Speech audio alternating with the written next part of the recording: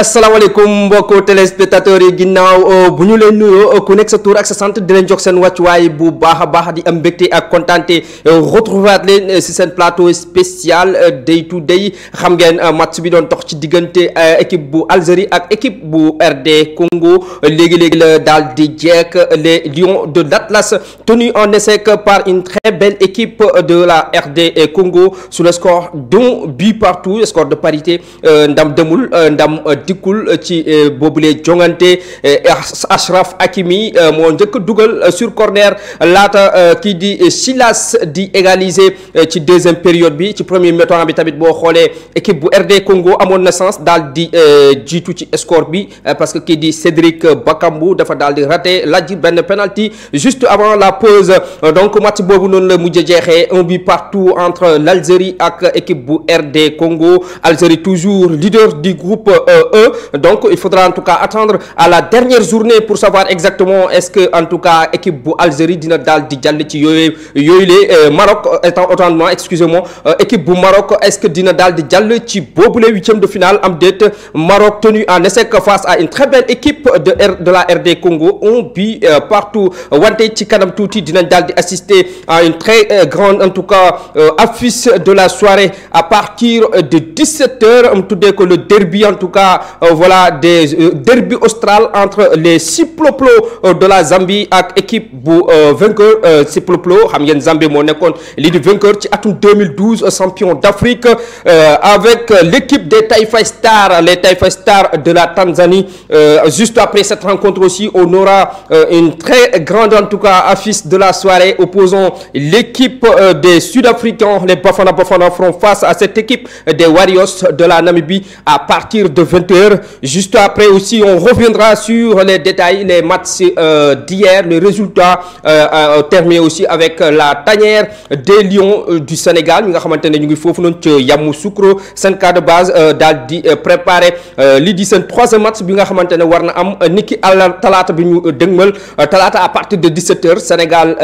Guinée donc ñu ngi foofu di woy loolu tamit dinañ ci ñëwaat lu ñuy def rek dañuy dem daal di seetaan récit bi nga xamante ne suñu confrère bi di Bertin Ali Thiaw daal dinañ ko addul ci affiche de jour bi daal di ñëwaat ci biir plateau bi. Dimanche 21 janvier 2024, CAN 2023 au programme du jour. Maroc RDC à 14h, Zambie Tanzanie à 17h, Afrique du Sud Namibie à 20h. Pour le choc entre le Maroc et la RDC, retenons que le Maroc, les Lions de l'Atlas, n'ont remporté la CAN qu'une seule fois, en 1976. Les Lions de l'Atlas ont perdu une finale en 2004. Et lors de la dernière édition, les Lions de l'Atlas sont tombés en quart de finale devant l'Égypte.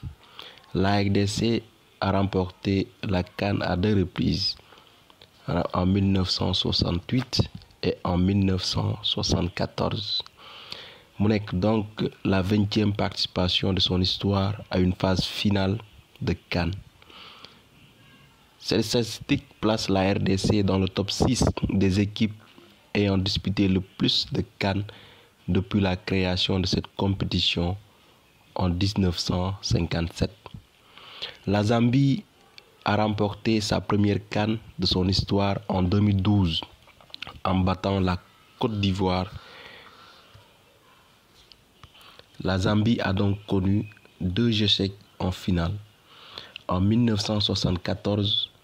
et en 1994. Pour la Tanzanie, il s'agit de sa 3e Coupe d'Afrique. Après être passé à côté de sa 2e participation en 2019, la sélection peut rêver mieux.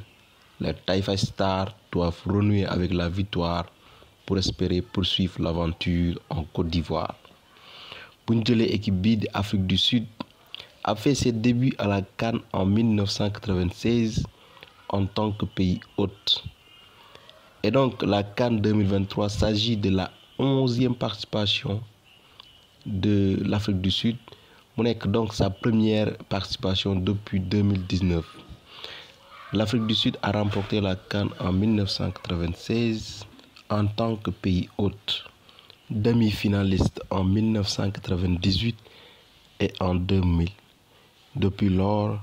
elle n'a jamais dépassé les quarts de finale. Ñu des ci équipe bii di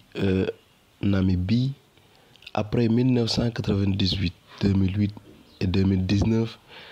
la Namibie participe à sa 4e CAN de son histoire.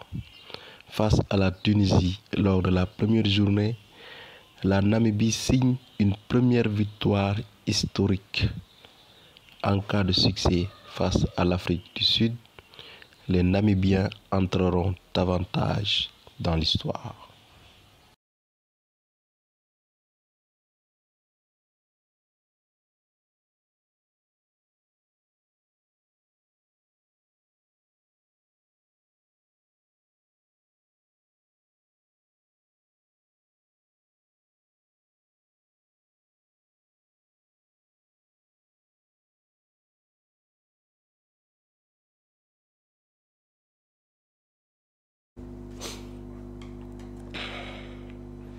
voilà ñoo ko déggandoo mu nekk en tout cas lii di parcours bu am solo bi nga xamante ne ak affiche toujours ki nga xamante ne mooy le confrère Bertin Ali Thiaw daal di nañu ko addul dégg ngeen en tout cas parcours bi nga xamante ne ñeenti équipe yi nga xamante ne tey ñoom ñoo war a daal di jouer sànq rek match bi nga xamante ne mu ngi doon dox ci diggante équipe bu Maroc les Lions de l'Atlas face en tout cas au Léopard de RD Congo. Finalement gis ngeen match bi dafa daal di tembo un but partout face à une très belle équipe en tout cas de la RD Congo, parce que boo xoolee daal dinañ raté penalty juste avant la pause ci luñ ko dugaloon ak deuxième but bi nga xamante ne boobule bi nga xamante ne Silas daal dina dugal, donc dina doon def 2 buts en faveur en tout cas des Léopards. Mais finalement c'est le match du football en tout cas. Le Maroc qui a été favori de cette CAN, le grand favori de cette Coupe d'Afrique des Nations, avait exposé en tout cas d'entrée devant la Tanzanie 3-0, n'a pas pu confirmer aujourd'hui face à une très belle équipe de la RD Congo, un but partout qui a été fragilisé lui aussi, un match nul face en tout cas aux Sud-Africains de 2012, la Zambie, un but partout, car ce résultat n'était pas une première entre les deux Congo. Penalty d'ailleurs, comme je le disais tantôt, manqué par qui dit l'inévitable Cédric Bakambu mi nga xamante ne moo daal di raté boobu le penalty juste avant la pause qui permettait Achraf Hakimi partenaire d'être en haut du tableau d'affichage. Mais finalement gis ngeen boobu le match bi nga xamante ne noonu la jeexee qui dit RD Congo daal dina tenir en échec équipe bu Algérie, mu dugal ko but bu njëkk tamit bi nga xamante ne daal dina ko encaissé ci bile 34e édition Coupe d'Afrique des Nations. boo xoolee équipe bu Algérie moo dugal ñetti bal ci première journée bi, moom ak Sénégal kese ñoo dugal lu toll ci ñetti but. Mais boo xoolee ci deuxième match bi dafa daal di ñëw am accrochage ak équipe bu Léopard bu RD Congo, donc benn bal ak benn dañoo daal di tembo. Donc tout se fera à la dernière journée, à la troisième et dernière journée qui se jouera mercredi. Donc il faut attendre. Aujourd'hui le Maroc avait la chance d'obtenir son ticket pour les qualifications en 8e de finale, mais finalement voilà cela n'a pas pu. Malgré cela aussi moom moo nekk li di leader ci groupe F boobule, mais dinañ xaar incha allahu rabbi lu muy joxe ci troisième et dernière journée bi. boo xoolee ci Afrique du Sud mi nga xamante ne tamit dina daal di jongante ak équipe bu Namibie, mu nekk derby austral. Les Bafana nekk en 4e position avec 0 point, battu à l'entrée en lice avec les Aigles du Mali sous le score de 2-0 pour se relancer. En tout cas les Sud-Africains n'ont pas d'autre choix que de s'imposer dans le derby austral contre la Namibie, deuxième, 3 points, qui a assuré son entrée en lice en s'imposant 1-0 face à la Tunisie, une équipe qui lui sourit bien avec 2 victoires, un qui lui a souri bien avec deux défaites et 5 dans les 5 dernières rencontres ci confrontation yooyu noonu yëpp boo xoolee équipe c'est la première fois que Afrique du Sud daal di gagné équipe bu Namibie boo xoolee loolu dañ koy remonter ci atum 2019 le 28 vendredi la tase woon 28 juin 2019 à la CAN Égypte 2019 foofu loolu ndax dana donc dina nekk une très belle affiche entre l'Afrique du Sud et la Namibie. En tout cas la Namibie d'ailleurs qui avait impressionné lors de son premier match d'ailleurs qui a remporté les 3 points. Afrique du Sud nag moom dafa daal di ñàkk donc il faut en tout cas avoir une victoire pour se relancer dans ce groupe. ci Zambie tamit mi nga xamante ne moom dafa daal di concéder li du match nul face à la RD Congo lors de la première journée mercredi dernier, donc un but partout à égalité avec 2 points avec les Léopards de la RD Congo qui vient en tout cas d'avoir un autre point, un point plus un point. Donc finalement les Léopards qui étaient à la 3e place vont pour le moment sont à la 2e place provisoirement en attendant le match qui va se jouer dans quelques minutes entre la Tanzanie ak équipe bi di Zambie. boo xoolee ci wàllu Tanzanie moom tamit il doit impérativement gagner face à la Tanzanie pour se positionner avant de se rencontrer contre les Lions de l'Atlas mi nga xamante ne dañ ko tenir en échec sànq rek te match bi lu mu ginnaaw bu mu jeexee yàggul lool. Donc dina nekk rencontre bu ñuy xarandi bu baax a baax diggante équipe bu Tanzanie ak équipe bu Zambie bi nga xamante ne moom nekkoon lii di champion d'Afrique ci atum 2012. boo xoolee ci étoile lii di Kilimanjaro bi moom de la Tanzanie n'ont pas encore gagné aucun match en Coupe d'Afrique des Nations ci 3 participations yi nga xamante ne def nañ ko. Donc un exploit contre les Chipolopolo de la Zambie à partir de 17h te ay simili yu néew desandi ci dina nekk li nga xamante ne lu historique. doo xoolee dernière matcham bi mu war ko football ak équipe bu Maroc les Lions de l'Atlas mi nga xamante ne dafa daal di tembo ak équipe bu RD Congo sànq rek un but partout. Donc ça sera en tout cas un match aussi très plaisant pour les amateurs du football. En tout cas les amateurs de foot di ngeen régaler entre en tout cas la dernière journée diggante équipe bu Maroc ak équipe bu Tanzanie. Donc dina nekk équipe match bu neex a neex mi nga xamante ne di ngeen ko mun a teewlu si groupe D bi tamit avant la 2e journée boo xoolee équipe bu Burkina Faso moom en tout cas était le leader du groupe avec 3 points et suivi de l'Algérie 2e 1 point ak équipe bi di Angola 3e 1 point ak équipe bu Mauritanie moo nekk dernière avec 0 point. Les Phoenix d'Algérie ont été tenus en échec moom mooy résultat d'hier yi démb xam ngeen Algérie moom ñu ngi ko doon xaarandi bu baax a baax pour mu ñëw daal di confirmer ginnaaw bu mu accroché ci premier match bi mais boo xoolee tamit match bi dafa daal di métti woon ci moom bu baax a baax parce que dañ ko njëkk a mëne mu daal di égaliser ñu ñëwaat mëne waan ko à la dernière minute par l'inévitable Bouneza bi nga xamante ne il a été même d'ailleurs élu homme du match moom moo ñëw génnee ci équipe bu Algérie ba daal di en tout cas l'Algérie les étalons de Burkina Faso 2 fois mené au score. En tout cas l'Algérie a trouvé ses ressources nécessaires pour arracher l'égalisation grâce à l'inévitable Bouneza, en tout cas qui était d'ailleurs double buteur dans ce match. Le Burkina Faso lui a besoin de nul pour se qualifier lors de son prochain match. Quant au Phoenix de l'Algérie, ils doivent absolument gagner son dernier match contre la Mauritanie pour la qualif en 8e. Donc dina nekk ay final yu neex a neex tous les en tout cas dernier match voilà dina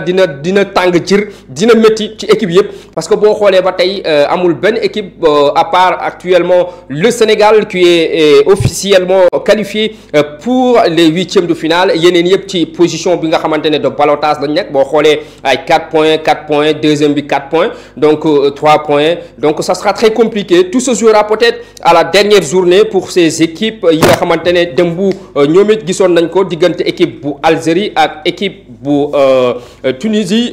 moom it dañ ko daal di accroché dans le groupe des toujours Angola moom bi nga xamante ne dafa daal di remporter lii di son premier match de cette CAN face à nos voisins mauritaniens sous le score de 3-2 avec en tout cas un match très disputé entre les deux équipes. L'Angola réalise déjà une très belle opération en s'imposant contre la Mauritanie. Les Angolais en tout cas ont besoin de matchs nuls mardi contre les étalons du Burkina Faso pour se qualifier en huitième de finale. Pour nos voisins mauritaniens, les Mourabitines, voilà, seul un miracle contre les Fennecs d'Algérie pourra les sauver et espérer de passer au second tour. Donc dina nekk li nga xamante ne lu métti lool pour suñu voisins mauritaniens ñi nga xamante ne seen ñaari match yëpp daanaka dañoo daal di normelu premier match bi dañ ko dóoroon deuxième match bi ni ki démb tamit ñu daal di face à l'Angola, une très belle équipe en tout cas de l'Angola qui l'a battu 3-2, un match très disputé aussi avec très bel but, mais finalement très beau but. Gis ngeen équipe bu Mauritanie boobu ba tey daanaka bu mu ñëwee ci participation 3 fois mënul fexe ba gagner benn rencontre. Donc voilà, certes il y a en tout cas une régularité bi nga xamante ne équipe bi tout le temps day ñëw di wone vraiment li nga xamante ne maninam di wone tamit footballam mu ngi progresser, mais nag il y a en tout cas un problème toujours vraiment pour gagner dans une compétition comme la CAN. Donc il y a beaucoup de choses li nga xamante ne war nañ ko xoolaat laata la dernière journée la troisième et dernière journée qui se jouera mardi. Donc incha allahu rabbi Mauritanie dina daal di def kéem kattanam face en tout cas au Fennec de l'Algérie bi nga xamante ne lui aussi il tentera de tout faire pour passer au second tour. Une grande nation comme Algérie mi nga xamante ne dina daal di jano ak Mauritanie, donc dina nekk un match très compliqué pour nos voisins, mais c'est le football et le football reste le football, tout peut se passer, on a toujours des surprises. Donc ci groupe des boobule ci ba tey ci groupe des boobule ci groupe D bi nga xamante ne sànq ñu ngi koy addu ci groupe F bi xam nga le coup d'envoi tamit démb deuxième journée bi laata muy commencé équipe bu Mali moo daal di nekkoon lii di tête ci bopp boobule classement avec 3 points grâce à son succès face au Bafana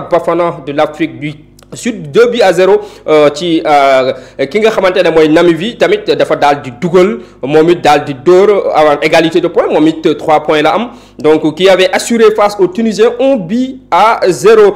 ci troisième place bi équipe bu Tunisie 0 point, Afrique du Sud 0 point. Donc boo xoolee donc foofu noonu ci groupe E bi dina doon li nga xamante ne lu compliqué lool ci ñaari équipe yooyu. Tunisie boo xoolee démb dafa daal di tembo face à une très belle équipe malienne et qui a impressionné et qui nous a en tout cas vraiment fait du plaisir lors de son premier match. Mais démb gis ngeen équipe bu Mali bi nga xamante ne voilà difficulté ay jafe-jafe même tey match bi yombutoon benn yoon ci moom. Donc on a vu vraiment l'équipe qui est restée soudée. Finalement match bi dafa daal di jeexee 1-1 partout entre le Mali ak équipe bi di Tunisie. Donc Tunisie daal di décrocher 1 point ci boobule CAN ginnaaw buñ ko dóoree ci premier match bi. Donc la Tunisie et le Mali se sont quittés sous le score de parité, 1 partout, un avantage favorable pour les Maliens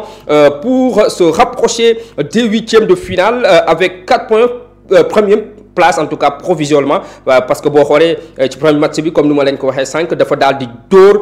ñaari bal lii di équipe bu Afrique du Sud démb mu daal di accroché 1 partout. Donc 3 points ak 1 point boobu noonu dina ko daal di def 4 points. Donc jamono ji nii ci groupe A ci groupe E bi provisoirement en attendant en tout cas les matchs qui vont se jouer dans quelques minutes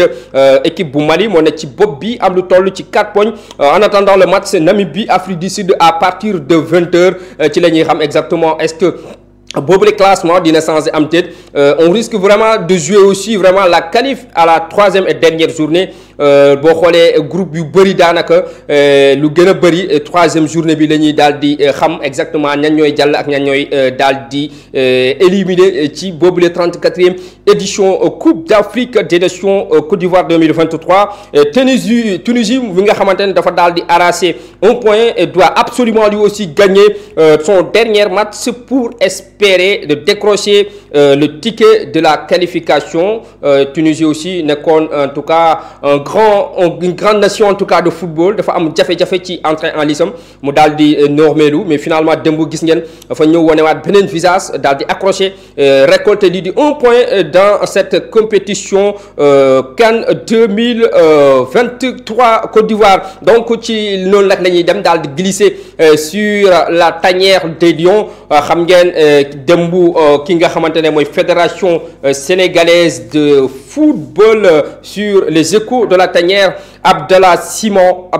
mi nga xamante ne il a été déclaré forfait pour le reste de la 34e édition Côte d'Ivoire 2023. L'attaquant des Rangers a rejoint son club, informe la fédération sénégalaise de football. ñu ngi koy ñaanal rek vraiment prompt rétablissement notre gaynde national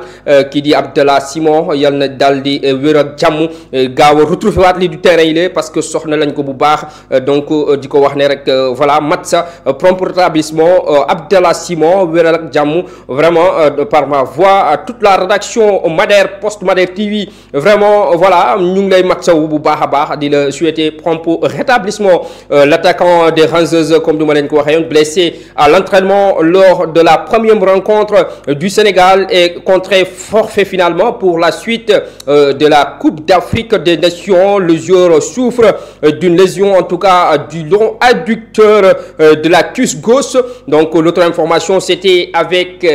prompt rétablissement Abdallah Simon. Beneen information bi tamit nekkoon ci tuuti ci wérgu yaram bi nga xamante ne nemmeeku nañ ko ci coach Aliou Cissé El Tactico mi nga xamante ne dafa amoon lii di petite en tout cas infection gastrique voilà mais en tout cas aucun malaise donc finalement voilà que de peur en tout cas en tout cas mal que de peur en tout cas finalement tout est résolu, tout est revenu dans l'ordre.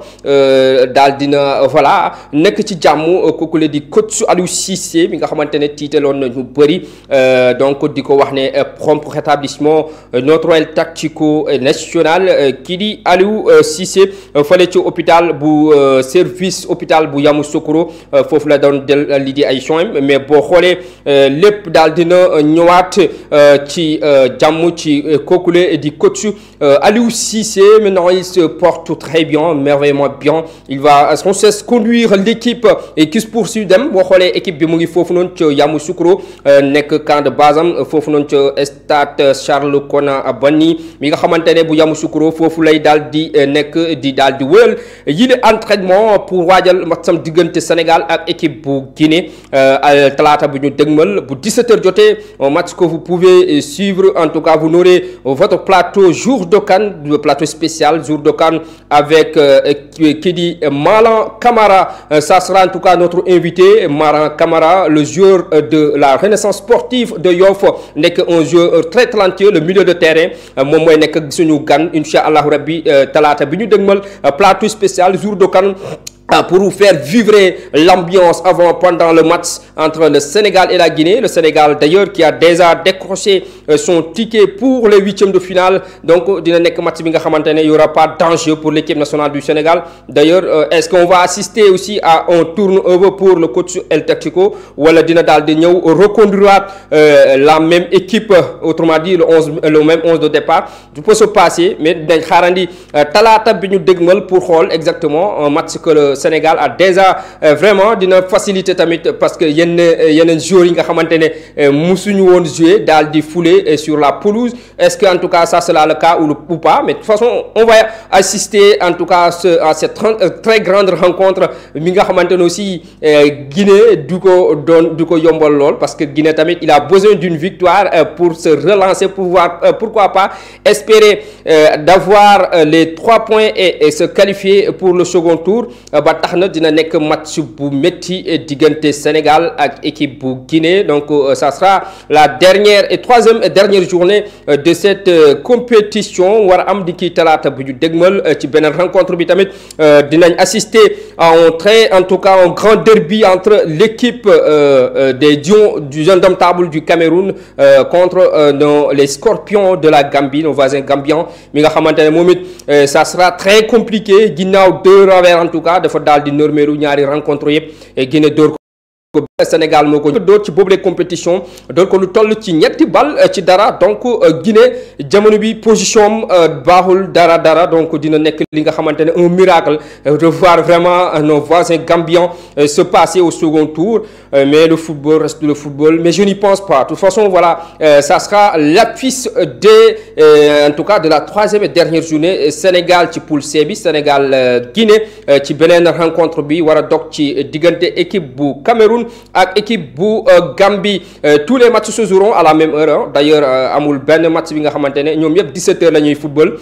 c'est pour éviter le calcul voilà ou pas mais de toute façon tous les matchs vont se jouer à la même heure dans le groupe C ce mardi 23 janvier 2024 entre les champions d'Afrique face en tout cas à la Guinée dans l'autre rencontre on assistera à une très belle affiche entre le Cameroun lui aussi qui va tout faire pourquoi pas pour passer au second tour après un match nul une défaite contre le Sénégal 3-1 donc moom it lenn la mun a def pour daal di dóor pour espérer gagner boobule rencontre face à nos voisins gambiens et décrocher son ticket pour le prochain tour donc dina nekk en tout cas des affiches très attendues par les amoureux du football on va régaler encore boo xoolee ci wàllum ratio tamit ci première journée bi de sa compétition bi débuté ba tey daal dinañ dugal lu toll ci 57 buts lu baaxee ma jël kii bi salaamaaleykum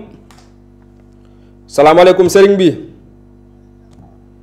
salaamaaleykum.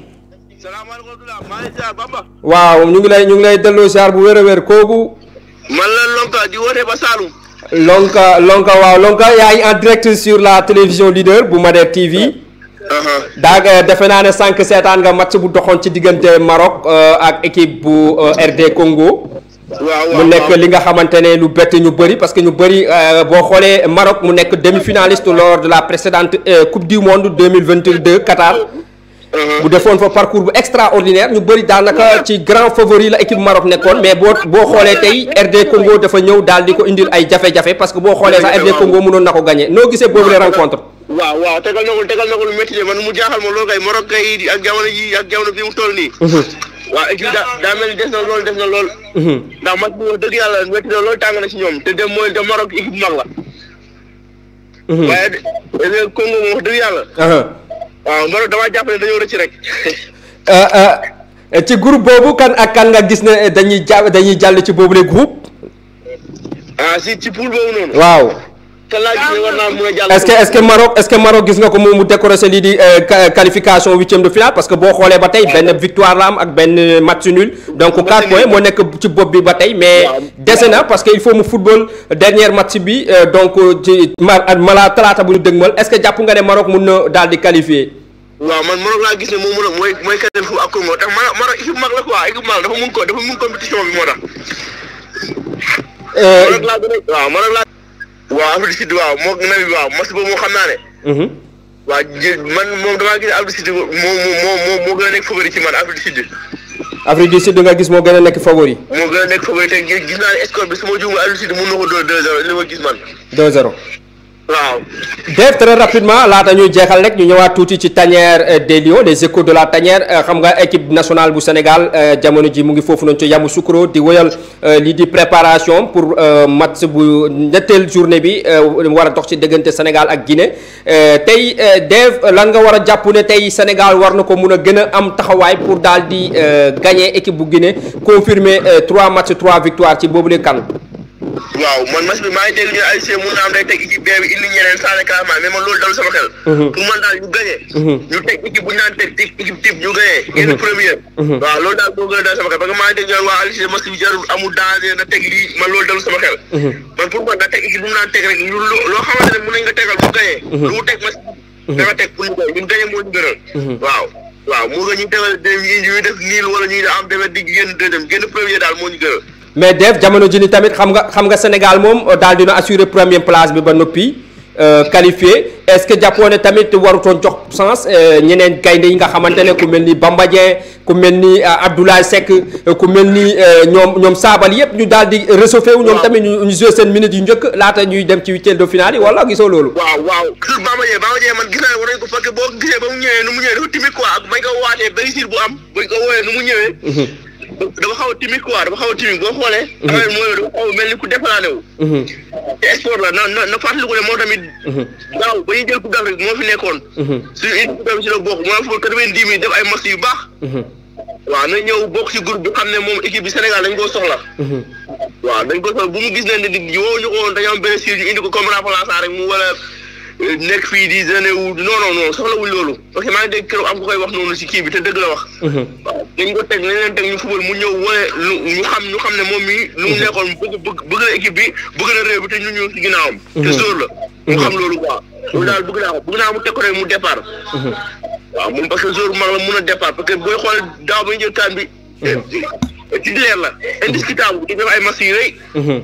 waaw pour man baax na si équipe bi quoi baax na si équipe bi xaw ma loolu tax Aliou Cissé woo ko mais waroon na ko mën a woo wax dëgg yàlla. kan Bamba. waaw ñëw na Bamba mu ngi fi mu ngi ci équipe bi mais kanaa kay dugg est-ce que footballagul mais mu ngi ci équipe bi. footballagul waa dañ ko defoon comme ça remplacé dañoo amoon blessure ñu dafa nekk indi noonu xam naa gis nga ba ñu ñëw mu ñëw di. jeune wu ñëw noonu te ci équipe bi la bokk. yow daal da nga bëgg ñu boole ko ci quoi. waaw bëgg naa ñu boole ko ci mu départ titulaire indiscutable. incha allah xam naa loolu noonu Aliou Cissé dina dégg sa waxtu boo déggee incha allah. pourquoi pas match bi di ñëw mu daal di ko football. kooku noonu di Daouda depuis Kabakoto Dev Lonka ñu ngi lay jaajëfal bu baax di nuyu képp ki nga xamante ne yaa ngi yeewoo foofu noonu ca Kabakoto donc mu nekkoon mi nga xamante ne moom it dafa bëgg football daanaka chaque émission dina ñëw daal di addu ak ñun ci bile plateau day to day pour daal di wax xalaatam. ci biir match yi nga xamante ne affiche du jour yi tamit ñëwaat ci li nga xamante ne tey mooy équipe nationale bu Sénégal mi nga xamante ne xam ngeen mu ngi fële ca Yamoussoukro mi pour daal di waajal li di troisième matcham bi war a dox ci diggante équipe bu Sénégal ak équipe bu Guinée xam ngeen Guinée tamit moom dafa daal di ñëw gagné ci premier en tout cas dafa daal di gagné premier matcham deuxième matcham bi face en tout cas à la Gambie donc moom it dina ñëw pour en tout cas confirmer ci kanamu équipe nationale bu Sénégal le 11 de départ de l'équipe de la Tanzanie daal dina ñëw ci numéro dorsal numéro 18 bi équipe bi fësal na ko kii di Achi Manula moo fa ne dorsal numéro 2 Adji Monga moo fa ne Ibrahim Ahmad dorsal numéro 4 Bakary Mnongo moo nekk ci numéro 14 bi boo xoolee ci tamit ci numéro 15 bi Mohamed Houssen ci numéro 19 bi kii di Jamboura Seydi ci numéro 22 bi Kiburu Prosper boo xoolee ci 11 de départ bi nga xamante ne équipe bu Tanzanie daal dina ko aligné vraiment gis nañ y a pas de changement le même 11 de départ en tout cas bi nga xamante ne lors de la première journée moom rek la ñëwaat tàngalaat ceeb tegaat ko pourquoi pas dafa bëgg a di rééditer lu mu defoon ci premier match bi parce que boo xoolee équipe bu Tanzanie moom it voilà il a en tout cas vraiment des choses à dire dans cette CAN ci côté Zambie tamit daal dinañ fësal lii di 11 de départ bi nga xamante ne coach bi siiwal na ko sànq rek ci camp yi ñu gis fa le dorsal numéro 16 kii di Lawrence Malunga numéro 3 bi kii di Bendrick Shepeschi moo nekk ci dorsal numéro 4 bi Frankie Muzunda le dorsal numéro 9 Lamek Banda le dorsal numéro 20 Papson Daka le dorsal numéro 22 Kings Kagwa le dorsal numéro 23 ñu am fa kii di Rodrigue Kabue donc voici le 11 de départ qu'a aligné le coach de la Zambie le champion d'Afrique de 2012 donc on va attendre un très bon match entre l'équipe de la Tanzanie ak équipe bii di Zambie donc dina nekk match bu neex a neex un duel en tout cas très attendu par les amoureux du football à moins de en tout cas 15 minutes d'une quart d'heure en tout cas on va assister à ce très match en tout cas un grand match très attendu par les amoureux du football donc du yomb benn yoon boo xoolee ci 11 de départ daanaka ñoom ñaar yëpp amul changement bu bëri bi nga xamante ne daal dinañ ko nemmeeku ci 11 aligné ci côté Zambie comme côté Tanzanie ñoom ñaar yëpp daanaka seen premier 11 de départ ci première journée bi moom la ñu ñëw daal di tegaat donc dina nekk match bu neex a neex diggante équipe bu Tanzanie ak équipe bu Zambie bi nga xamante ne mus na jël lii di Coupe d'Afrique des Nations pour la première fois de son histoire ci atum 2012 donc ci match boobu noonu tamit ci kanam tuuti bu jeexee dinañ daal di amaat beneen rencontre bi nga xamante ne bu 20h jotee diggante équipe bu Taifa Star moom moo nekk ci première rencontre deuxième rencontre bi les Bafana l'Afrique du Sud fera face à cette équipe de la Namibie les Warriors. ñoom it Namibie qui a impressionné lui aussi lors de son premier match wane na vraiment ay talent yu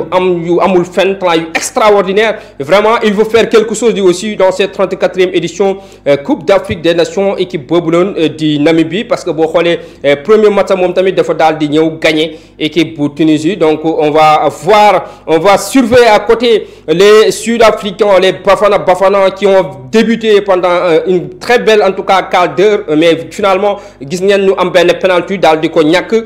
penalty boobu sax buñ ko lajjee ci la équipe bu Mali ñëw ci kanamam daal di ko wulli ñaari bal ci dara donc loolu sax moom dina nekk li nga xamante ne dina indil jafe-jafe bu baax a baax équipe boobule ça sera des regrets sûrement de cette équipe de Bafana moom it à partir de 20h ci boobule rencontre ci groupe F bi entre la Namibie ak équipe bii di sud-africain des Bafana l'Afrique du Sud mi nga xamante ne dafa am 0 point Namibie 3 points donc voilà actuellement moom ak équipe bu